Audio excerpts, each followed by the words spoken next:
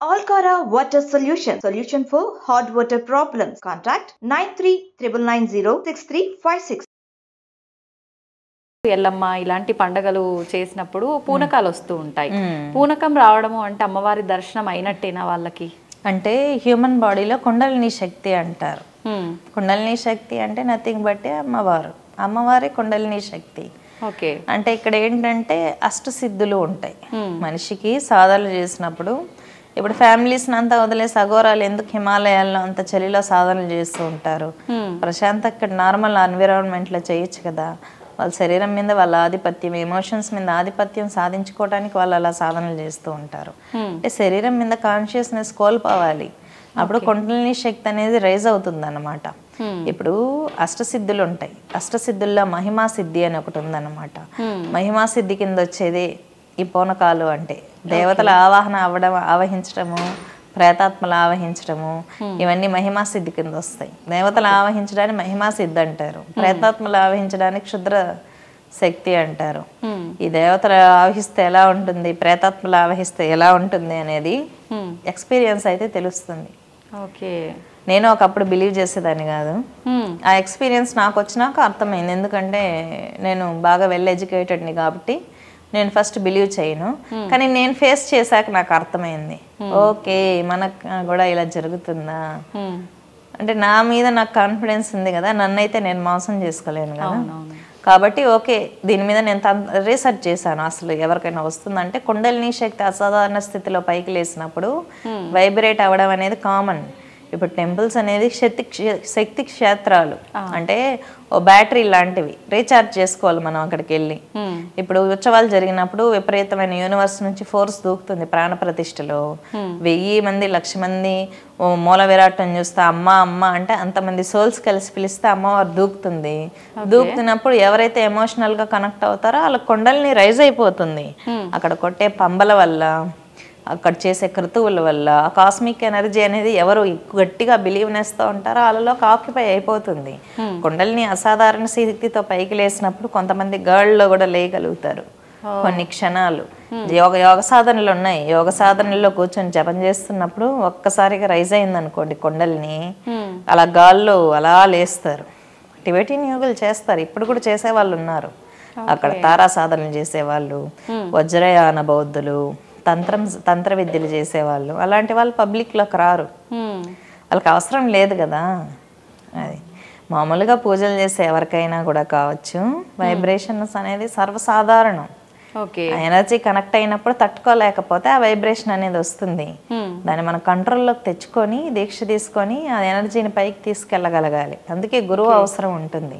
పూనకాలు వచ్చిన వాళ్ళకంతా భూత భవిష్యత్ వర్తమాన కాలాలు తెలిసిపోతూ ఉంటాయి. అన్బ్యాలెన్స్ అవుతూ ఉంటారు, పవర్ లాగేస్తారు. అలాంటి వాళ్ళకి అన్బ్యాలెన్స్ చేసేస్తారు. ఎందుకంటే అందరికీ తంత్ర విద్యలు తెలియవు కదా.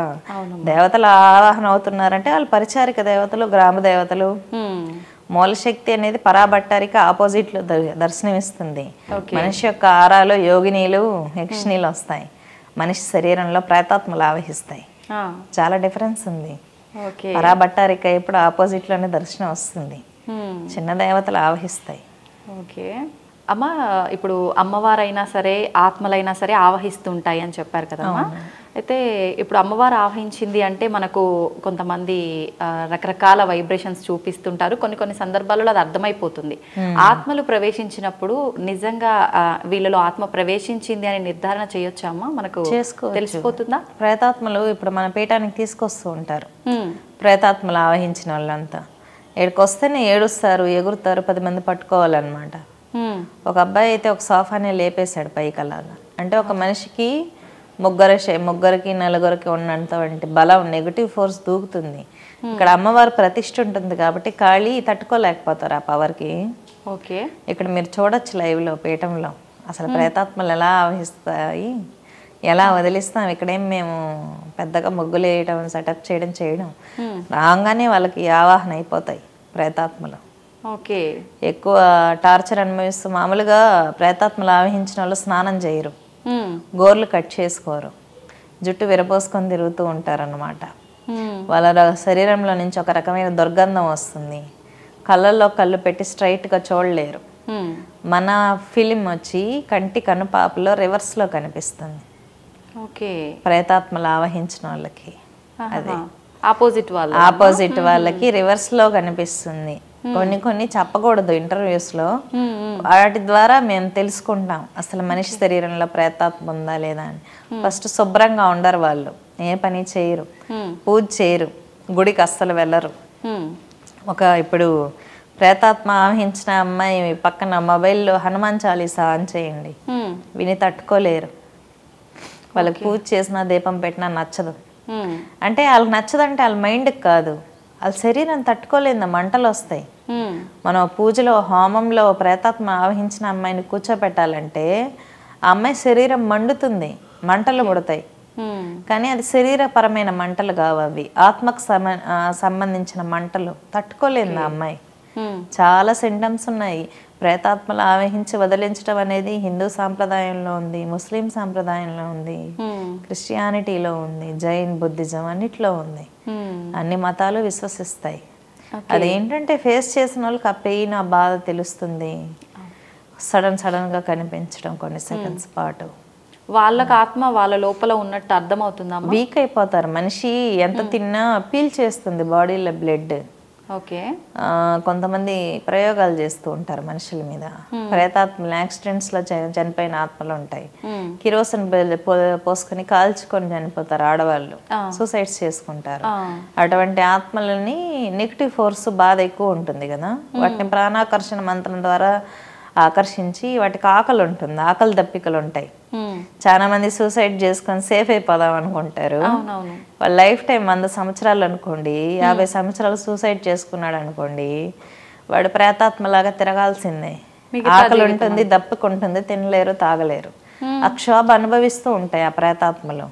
అలాంటి వాటిని తాంత్రికులు వశం చేసుకొని వాటికి ఫుడ్ ఇస్తారు, అంటే బ్లడ్ బలులు ఇచ్చి వాటిని వశం చేసుకొని పలానా మనిషిని వెళ్ళి హింసించో అంటారు. అవి హింసిస్తాయి, యాక్సిడెంట్స్ చేస్తాయి, మనిషి బాడీలో బ్లడ్ పీల్చేస్తాయి, స్కెల్టన్స్ లాగా అయిపోతారు. కొంతమంది ప్రేతాత్మలు పట్టిన వాళ్ళు డెత్ స్టేజ్ వరకు వెళ్ళిపోతారు. నేను కొన్ని 100 కేసులు డీల్ చేశాను ఇలాంటి. ఆత్మని చూడొచ్చా కళ్ళతోటి?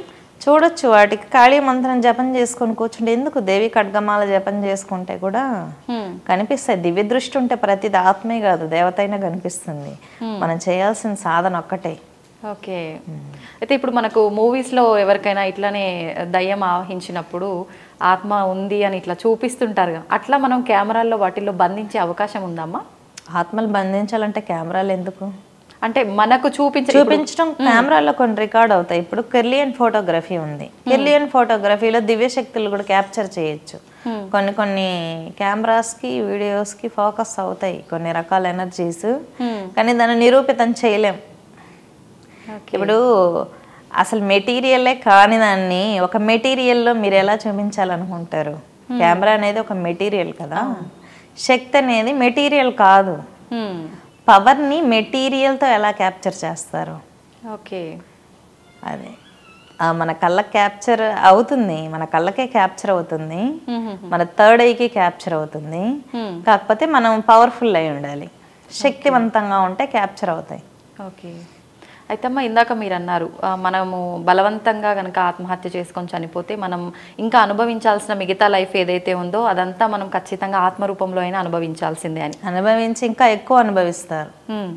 అయితే ఎవరికి వాళ్ళు ఇబ్బంది పెట్టుకొని చనిపోతేనే అలా ఉన్నప్పుడు చాలా మంది మనం చూస్తున్నాము, ఆడవాళ్ళు మగవాళ్ళు ఆడవాళ్ళని వెంటపడి వేధించటము ఇలాంటివి చాలా చాలా చూస్తున్నాం. అటువంటి వారి పరిస్థితి ఏంటమ్మా? అటువంటి వాళ్ళు సూసైడ్స్ చేసుకుంటేనా? అటువంటి వాళ్ళు సూసైడ్ అనేది తప్పు. ఇప్పుడు మనం అడిగి పుట్టలేదు, ప్రాణం తీసుకునే హక్కు మనకి ఎక్కడ ఉంటుంది? అమ్మవారు డిసైడ్ చేయాలి. కానీ లైఫ్ టైం అనేది మనం డిసైడ్ చేసుకొని మన చేతుల్లో తీసుకోకూడదు.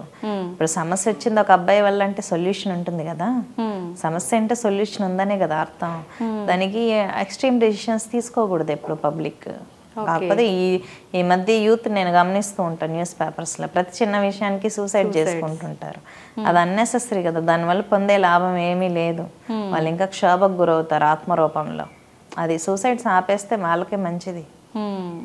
అంటే మీ ఒపీనియన్ ఏమనుకుంటున్నారమ్మా చిన్న చిన్న వాటికే సూసైడ్స్ అంటే ఇంతకు ముందు కుటుంబాలు ఉమ్మడి కుటుంబాలు ఉండేవి. ఇప్పుడు మీరు అనుకుంటున్నారు మన ఇళ్లలో ఉన్నప్పుడు మన నానమ్మ అమ్మమ్మలు తాతయ్యలు మనకు అన్ని చెప్పేవాళ్ళు. అవును, మన అమ్మ నాన్న పొలం పనులు అవి ఇవి పనులు చేసుకుంటూ ఉన్న ఉమ్మడి కుటుంబాలు అందుకే ఉండాలి.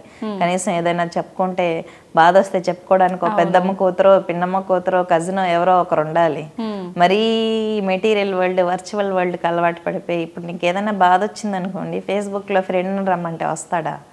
10,000 ఇమ్మంటే ఇస్తాడా? ఇవ్వడగా. వర్చువల్ వరల్డ్ నుంచి మాయా ప్రపంచం, దాని నుంచి బయట వచ్చి మంచి రిలేషన్షిప్స్ మెయింటైన్ చేయాలి. కనీసం మన ఇంట్లో మెంబర్స్ తోనే ఎవరో 10 నిమిషాలు మాట్లాడట్లేదు, కన్న బిడ్డలతోనే తల్లిదండ్రులు స్పెండ్ చేయట్లేదు. ఎవరికి వాళ్ళు సపరేట్ రూమ్స్, పక్కన పడుకుంటే పిల్లలు అఫెక్షన్ వస్తుంది, కనీసం దగ్గర తీసుకోరు, పక్కన పడుకోబెట్టుకోరు. ఇంకా తల్లికి బిడ్డకు అఫెక్షన్ ఎలా వస్తుంది? సూసైడ్ చేసుకోకుండా సమస్య వస్తే పిల్లలు ఏం చేస్తారు? అఫెక్షన్ పెంచుకోవడానికి తల్లులు తండ్రులు ప్రయత్నం చేయాలి.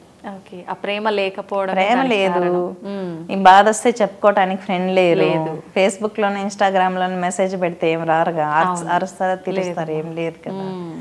మరి స్వార్థపూరిత సమాజం, మాయా ప్రపంచం అంతే. నిజమేమా.